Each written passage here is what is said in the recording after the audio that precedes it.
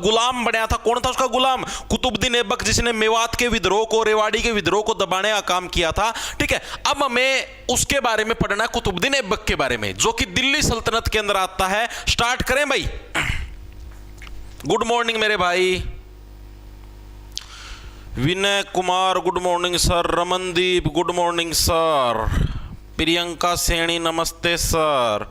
कैसे हो सर? गुरप्रीत बढ़िया भाई, आप बताओ कैसे हो?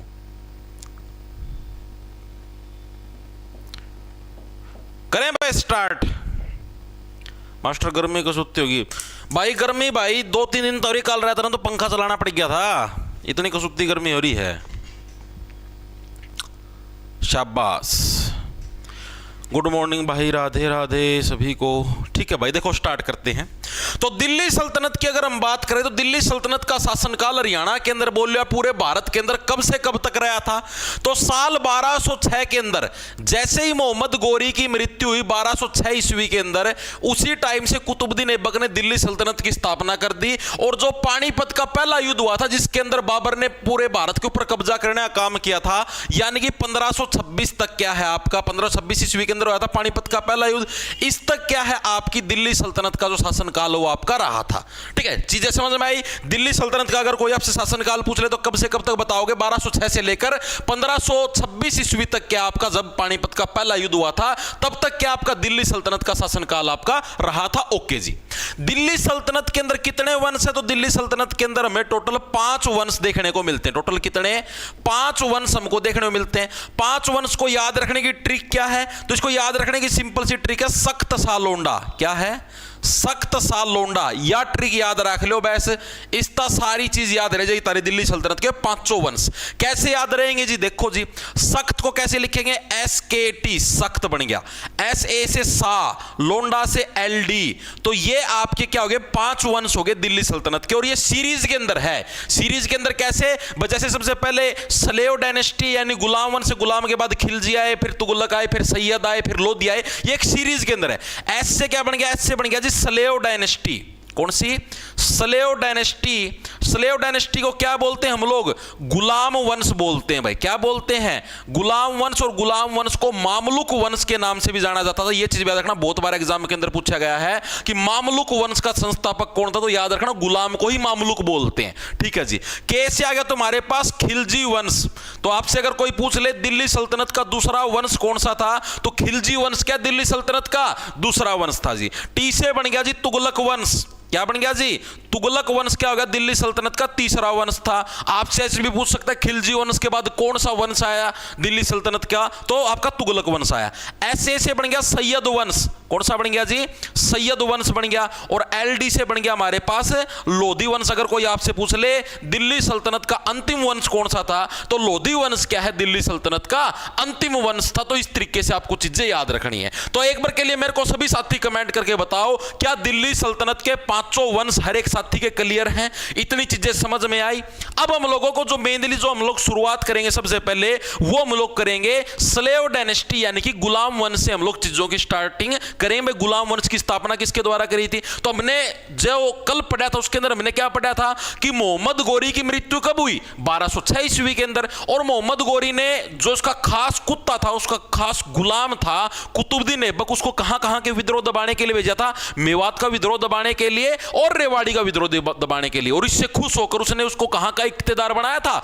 आसी का इख्तियार बनाया था। ये चीजें हमने कल पढ़ी थी जी, बिल्कुल पढ़ी थी। तो यही जो स्लेव डायनेस्टी है, तो जैसे ही मोहम्मद गोरी की मृत्यु हुई उसके बाद क्या है आपका, अगर हम लोग बात करें गुलाम वंश की, तो गुलाम वंश या फिर मामलुक वंश की स्थापना किसने करी? तो ये करी जी किसके द्वारा? कुतुबुद्दीन ऐबक के द्वारा क्या है इस वंश की स्थापना आपकी करी गई। लिखेंगे सभी साथी, स्थापना किसके द्वारा करी गई? कुतुबुद्दीन ऐबक के द्वारा। ये तो आपका इंडिया जीके के अंदर भी पूछा जाता है। कुतुबुद्दीन ऐबक के द्वारा क्या है? कुतुबुद्दीन ऐबक द्वारा क्या है? गुलाम वंश की स्थापना करेगी। याद कैसे रखो? कुतुबुद्दीन से बढ़िया कुत्ता। कुत्ता क्या होता है? हमारा गुलाम होता है जी, बिल्कुल सही बात है। तो कुतुबुद्दीन ऐबक के द्वारा क्या है? गुलाम वंश की आपकी स्थापना करी थी। ओके जी, ये चीज हमारे समझ में आ गई। किस वर्ष करी गई? तो अभी मैंने बताया आपको साल 1206 ईस्वी के अंदर क्या है गुलाम वंश की आपकी स्थापना हुई थी। जैसे ही मोहम्मद गोरी की मृत्यु हुई उसी साल क्या गुलाम वंश की स्थापना कर दी गई। ठीक है जी। कुतुबुद्दीन ऐबक की अगर हम खासियत की बात करें तो कुतुबुद्दीन ऐबक गद्दी के ऊपर बैठने से पहले कहां का इख्तियार था? आपसे प्रश्न पूछ सकता है, क्योंकि आप ये हरियाणा जिक्के करने लग रहे, तो हरियाणा जिक्के के अंदर हरियाणा से रिलेटेड ही प्रश्न पूछा जाएगा। ठीक है, वो जो बाकी प्रश्न होंगे वो इंडिया जिक्के के अंदर पूछा है। इंडिया जिक्के के अंदर मैंने इसको और भी डीपली तरीके से करवा रखा है। ठीक है जी। अगर कोई आपसे पूछ ले कि कुतुबुद्दीन ऐबक गद्दी के ऊपर बैठने से पहले कहां का इख्तियार था, तो ये कल आप ही ने पढ़ा था, कहां का था? आसी का इख्तियार था। लिखेंगे सभी साथी, गद्दी पर बैठने से पहले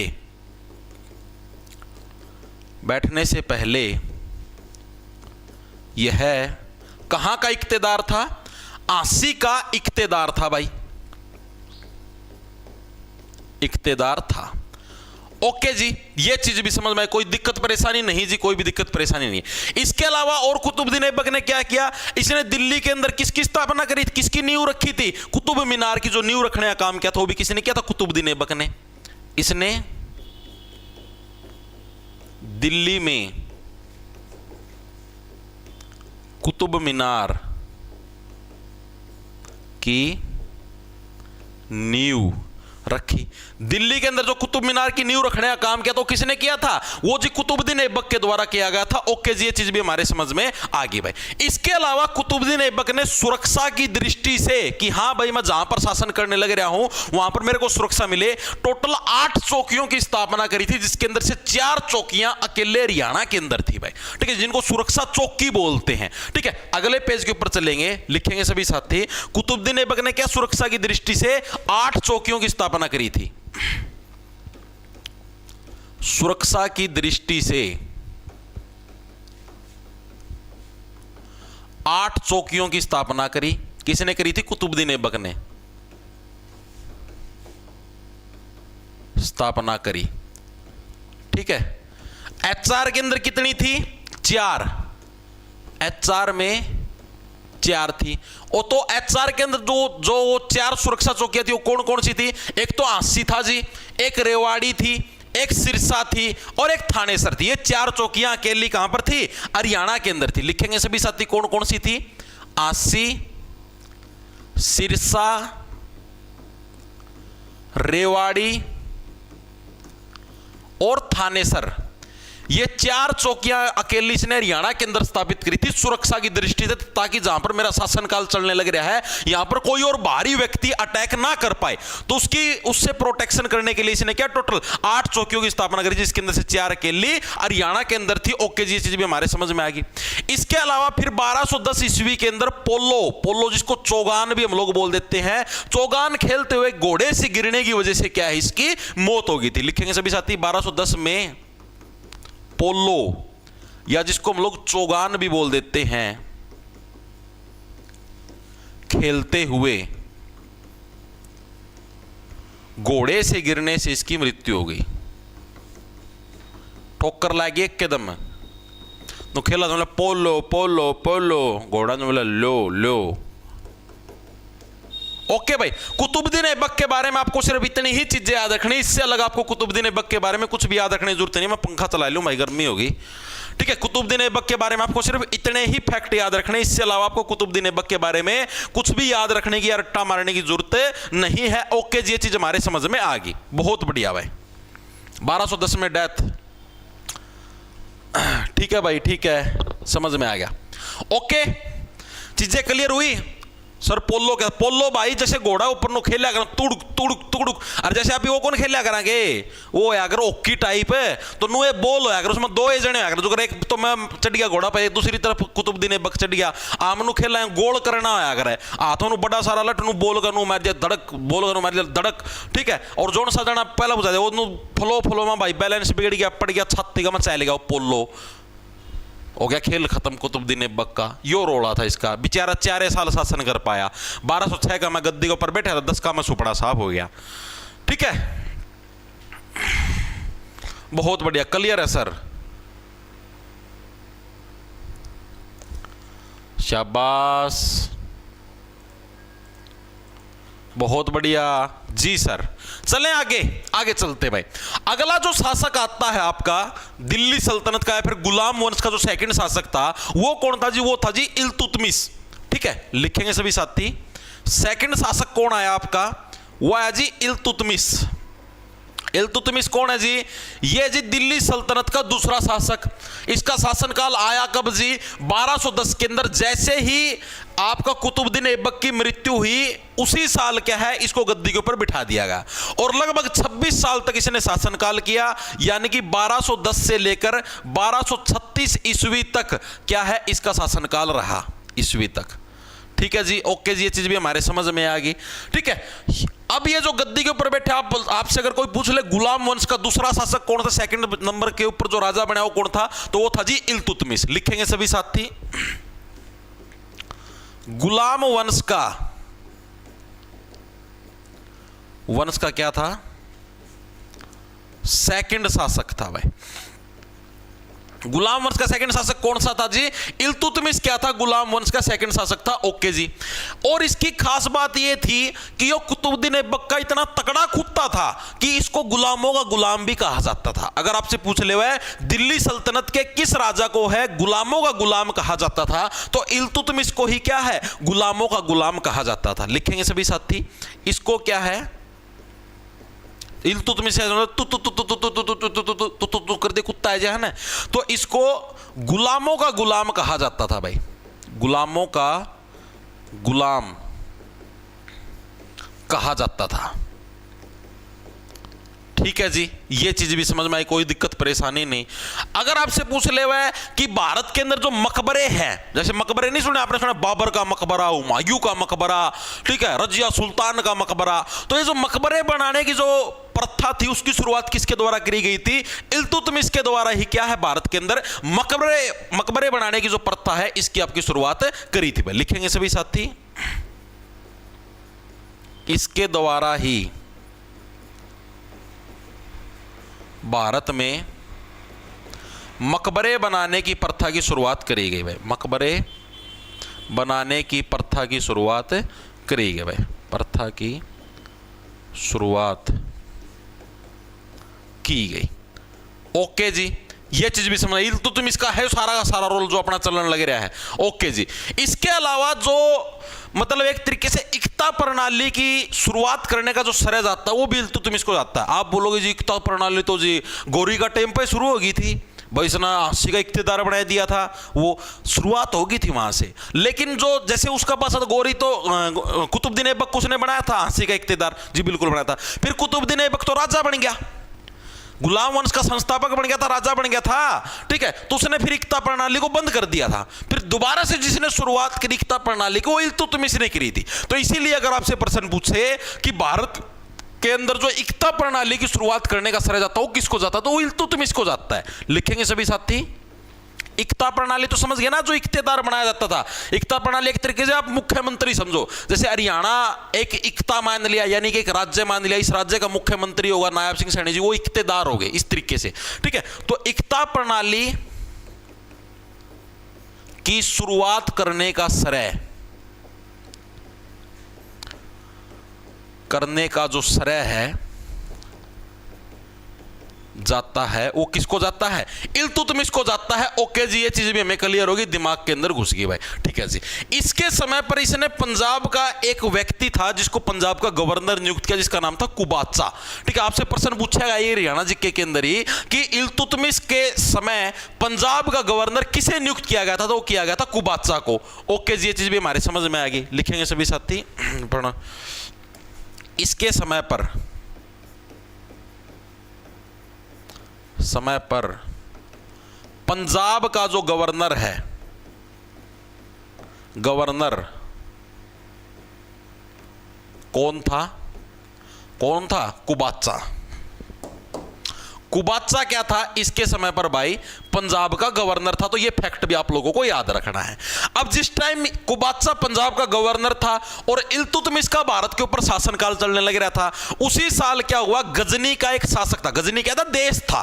ठीक है, गजनी का शासक था जिसका नाम था यल्दोज, उसने क्या भारत के ऊपर अटैक कर दिया। ये टाइम पीरियड आपको याद रखना है। क्या बताया मैंने, जिस टाइम हरियाणा के ऊपर या फिर भारत के ऊपर इल्तुतमिश का शासनकाल चलने लग रहा था, पंजाब का गवर्नर कौन सा था, आपका ये वो क्या नाम था इसका, कुबाचा था, ठीक है, ये पंजाब का गवर्नर था। उसी टाइम क्या है आपका जो ये यल्दोज नाम का जो व्यक्ति है, इसने क्या था, जो कि आपका गजनी का शासक था, इसने भारत के ऊपर अटैक कर दिया। ओके जी, और ये जो अटैक हुआ, इस अटैक को तराइन का तीसरा युद्ध बोलते हैं।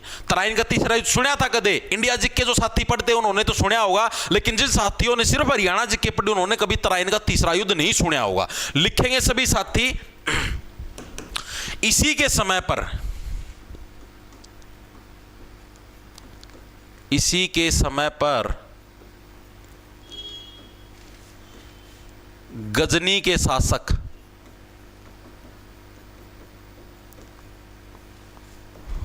कौन था? यल्दोज। यल्दोज ने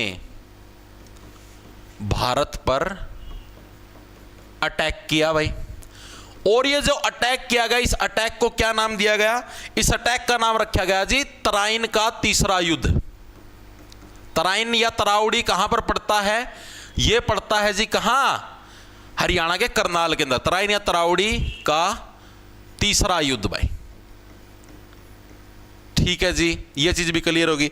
अब आपसे पूछ ले तराइन या तराउड़ी का तीसरा युद्ध कब हुआ? तो ये हुआ जी 1215 ईस्वी के अंदर। किस किसके बीच में हुआ? तो अभी अभी मैंने पढ़ा इल्तुतमिश और यल्दोज के बीच में हुआ। तो ये कब हुआ हमारा तराइन या तराउड़ी का तीसरा युद्ध? 1215 ईस्वी के अंदर। लिखेंगे सभी साथी 1215 ईस्वी में। तराइन के पहले दूसरे युद्ध कब हुए थे? 1191 1192 में, ठीक है। और किस किस के बीच में हुआ? इल्तुतमिश वर्सेस कौन था? यल्दोज। इन दोनों के बीच में क्या है? तराइन का तीसरा युद्ध हुआ। ओके जी, ये चीज भी हमारे समझ में आ गई भाई। इसी युद्ध के अंदर जो कुबाचा मैंने बताया, जो कि पंजाब का उस टाइम गवर्नर होता था, इसने क्या है इल्तुतमिश को, मतलब कि इल्तुतमिश का पूरा सपोर्ट करा, पूरा साथ दिया। इसकी वजह से इल्तुतमिश खुश हो गया और इल्तुतमिश ने कुबाचा को क्या है, सिरसा की जो गद्दी है या फिर जो सिरसा का जो इक्ता है वो भी किसको सौंप दिया? कुबाचा को सौंप दिया। इसीलिए मैंने आपको कुबाचा करवाया, ताकि कुबाचा से रिलेटेड आगे सिरसा वाला आएगा पोर्शन तो आपके समझ में आ जाए कुबाचा था कौन, ठीक है। लिखेंगे सभी साथी कुबाचा ने इल्तुतमिश का साथ दिया। इसके अंदर विनर इल्तुतमिश होया था भाई, ठीक है। इल्तुतमिश का साथ दिया प्लस इल्तुतमिश द्वारा सिरसा का शासन कुबाचा को सौंप दिया गिफ्ट के रूप में दिया गया। बोला ले तू सिरसा संभाल, ठीक है भाई, आठ जो पीस आओ सारा तू कलेक्ट करिए। तो कुबाचा का रोल समझ में आया भाई? पूरा डीप तरीके से गहराई के साथ आप बिखरने लग रहे हैं। इल्तुतमिश के बारे में आपको सिर्फ इतनी ही चीजें याद रखनी है और इल्तुतमिश का आपको कुछ भी पढ़ने की या उस चीज करने की जरूरत नहीं है भाई, ठीक है।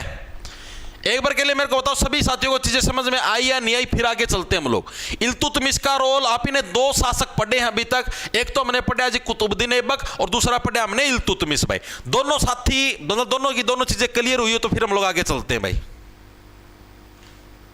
क्या हुआ?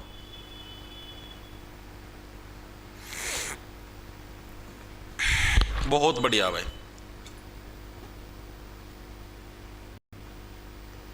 1226 में बंगाल को जीता था